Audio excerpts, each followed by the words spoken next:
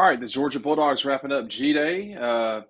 Look, I thought it was a really good performance, generally speaking, from the quarterbacks. I think it's evident why Gunnar Stockton appears to be the number one. It's going to be tough for Ryan Puglisi to pass him. I would say that I trust the people I talk to um, uh, now after talking with him in the spring because nearly everything they said was correct.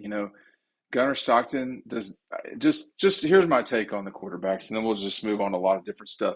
I think Ryan Puglisi has the capability to really be good at Georgia, or elsewhere. But I think he had there were some times where he didn't look like he played a real smart ball. But man, I mean, he's got the ability, and that's what happens in year one. Really, his first spring thing. It's really fast on that field. I think that's the thing that people don't think about, realize, or anything. So Ryan Puglisi goes 20 of 46 with an interception, 172 yards, so not a lot of yield for all those passes. Gunnar Stockton goes 50%, 17 of 34 with an interception, 309 yards, two touchdowns. I think it was a performance that probably, uh, you know, would work fine most of the time, but it wasn't unbelievable today. It was very good. It was very good, but it wasn't unbelievable. I should add that Puglisi added another 52 yards, so he was about 220 yards, a couple of touchdowns on the day for him. So I don't think it was necessarily an even competition, but Georgia wound up with over 600 yards, I think it was, of passing, or very close to that. Just very quick math, 365 and 234, so right on top of it. And but I think the big thing that you wanted to see today was can these guys be explosive? Yeah, 599. So at first, no, but they really showed what they can do. So Kobe White had a brilliant catch for a touchdown. That was very impressive. While I've got your attention, check out the link down below from our good friends at BetMGM. Use the promo code MEGABET, MEGABET, to get a chance of up to $1,500 on bonus bets if your first bet doesn't win. The link is right down below. You can bet on any number of things. Futures for the NFL, futures for college football. They got baseball betting, all sorts of things that you can have fun with. Let's be responsible about it. Don't miss out on this. It's a really cool thing. Again, from our buddies over at BetMGM, use the promo code MEGABET, MEGABET, get a chance for up to $1,500 in bonus bets if your first bet doesn't win. Check it out. Links right down below. I think the return of Colby Young was noticeable. He missed the one ball. It was pretty evident that he was out of bounds immediately to me as a person standing right there looking through a lens. I'm not sure how the official missed that call, but that still was a pretty amazing catch. I think you've got, I would say I would start with Colby Young. I would say Zachariah Branch really looked good. London Humphreys had a good day. Now look, Taylor, this was not a great productive day for him receiving. 7 targets, 3 catches. There were a couple of them that just kind of just didn't work out for him. Branch may be the kind of player that makes some really explosive plays, but takes risks too. So I think that's something to pay attention to. We never saw Dwight Phillips get kind of loose, but Bo Walker had one run where he really looked great. I guess he didn't score on that. And then Chauncey Bowens looked good. So you know what you've got with Nate Frazier. You know what you've got with Cash Jones. I would say in many ways, you know what you've got with the Robinsons.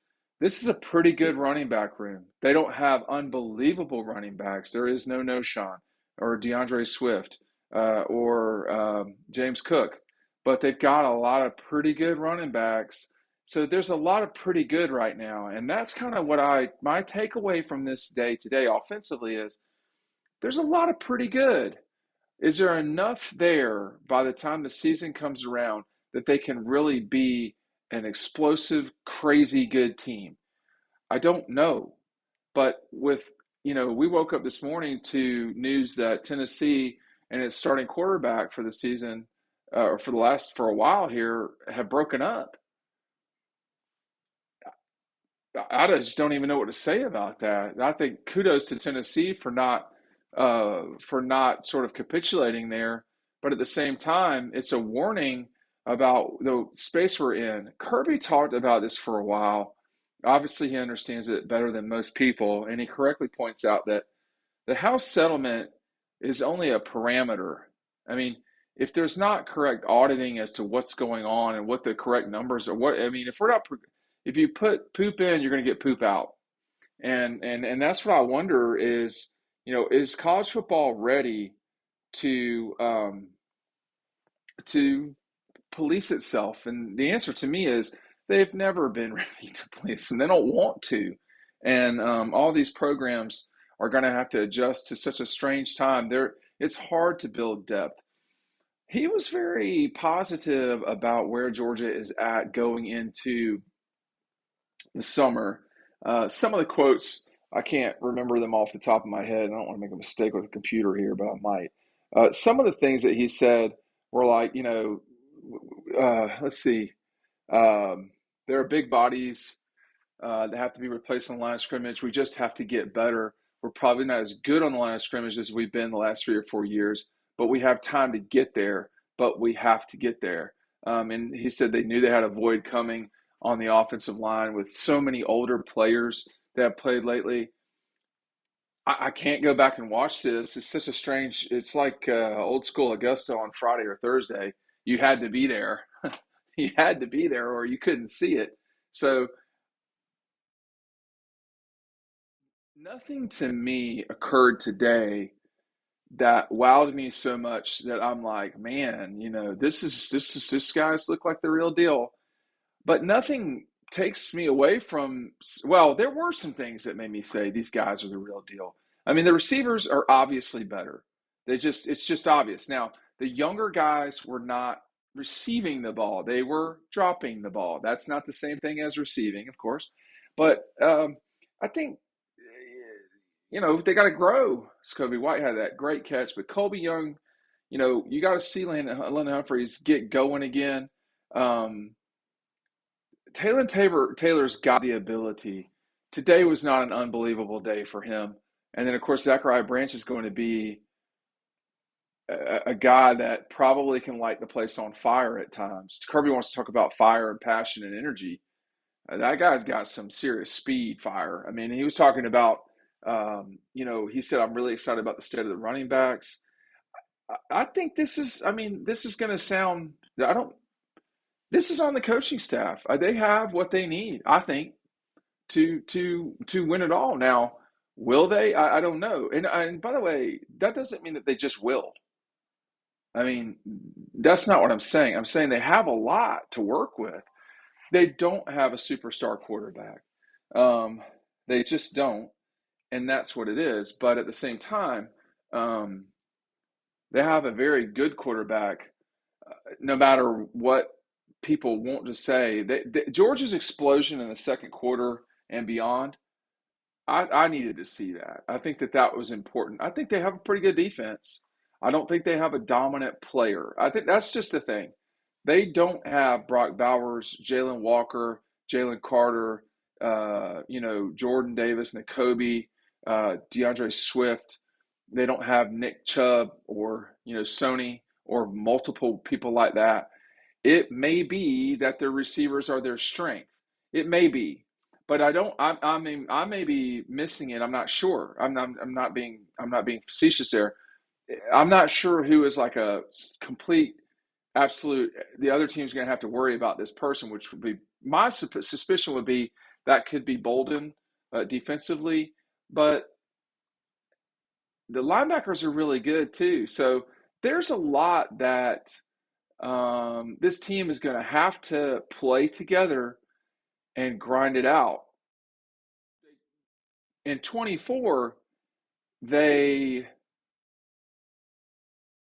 had to play that way because even though they had Carson Beck, even though they had, ETN, those guys did not consistently perform at a spectacular level. I don't know that they ever in a game played at a spectacular level. So there's that. But defensively, the linebackers are pretty good. It may be that this is not a superstar group. It may be that we've seen the death of superstars in college football too, because they're so um, it just feels that way right now. Whereas not so long ago, you really did have stars in college football. This is a long time ago now, but Matt Leinart, Tim Tebow, Reggie Bush, Johnny Manziel, Cam Newton at Auburn. Even Bryce Young at Alabama not that long ago. We've not had spectacular quarterback play in this sport in a while. So I think, and I don't know if we will coming up in the near future. I think that um, it's possible Arch Manning could be that. It's also possible he's a good quarterback and not like anything nuts. So, um, Georgia's played Cade Klubnik at Clemson and beaten his brains in. So you start looking around the country. There's not a lot of great quarterbacks. And here's the thing about Georgia and Kirby Smart: you'd better be a pretty good quarterback or have something happen in that game where it just flops to you, or you're not going to beat these guys. When you think about Jalen Milroe and the way that Georgia beat Alabama, he was certainly their kryptonite. When you think about Jackson Dart's probably going to be a top 30 pick, top 40 pick for sure. When you think about what happened with Notre Dame, there were a lot of own goals there. That was not a good quarterback. Not a good quarterback. That's a bad loss for Georgia. But that's in the past. And looking forward, Nico was a guy that, in theory, you'd be like, well, he plays pretty well at home, but he didn't play great against ranked teams. So, they beat Alabama up there. So there's that. But if you're going to beat Kirby's team, you're going to need to be really good offensively at quarterback. And I don't know that there's a lot of that out there. South Carolina, perhaps, but there's not a lot. And even you watch him play Illinois, that wasn't great. So let's just see where we go. But I think it appears the offense has more explosion than they did a year ago. I was talking to Raylan Wilson after the game today, and he said that he saw what Colby Young did a lot in practice. He saw the quote explosion from the offense in practice. Um, Today there were signs of it. There were also signs that this is a pretty good defense. What I'm trying to say is this is probably a really good team. I'm not sure they're the best team in college football, and I say that semicolon because I don't know who the best team in college football is. There's so much change. A lot has been hidden as well. So, well, let me just say this about playing G Day. Kirby said today that he doesn't know what the future holds for G Day. That's not good. That's not a good thing for the program. It's not good for the university. That's not a good thing. So hopefully things will settle down in the near future. And he's talking about, and he said this to people back in the day too, 10 years ago, how does this help my team? How does this help my team? I understand that, but I would also say, ask this question to retort. Would Georgia be where it's at today if it did not have 93K Day? Because that's when the fans showed up. He asked them to show up, and they did. And they show up consistently for this program, this team that they care about. So there's got to be a needle threaded here along the way. And it may be that he feels like, I can't control so much of the landscape of college football. Why would I go out there and let everybody take a look at our players? I don't, there may be some global issues here, but if that were kill off G Day, that would be pretty sad. I think on a lot of levels, it's a dry run for a lot of people. It's an important moment, I think, in terms of pressure for the kids that you get to get them to go out there. But it can't be. Well, I think one thing that caused a sub 40,000 person crowd today was the fact that Georgia did not announce G Day until about 2 weeks ago. Like, it needs to be established that you're having it and take it from there. I don't think Masters Weekend helps, But I think I think we've talked about this many times, y'all. If it's a matter of going to the Masters or going to G-Day, there is no discussion there. You go to Augusta. But at the same time, how many of y'all are really going to Augusta? Okay. Plenty, but not that many people. So not it's not 50,000 people that would be at G Day. So the we've got to we can't flush everything down the toilet as we progress through this transitional time in college football. Can Kirby find fire, passion, and energy from players on this team? He said he had about seven. That's about 10% of his, a little under 10% of his roster. It's probably right. And but can you double that? Can you make it? Can you make it 20% of your roster? Can you get to 15 players that are that way? Can you? Scott's going to be really important, and I think that the beginning of the season will tell us something.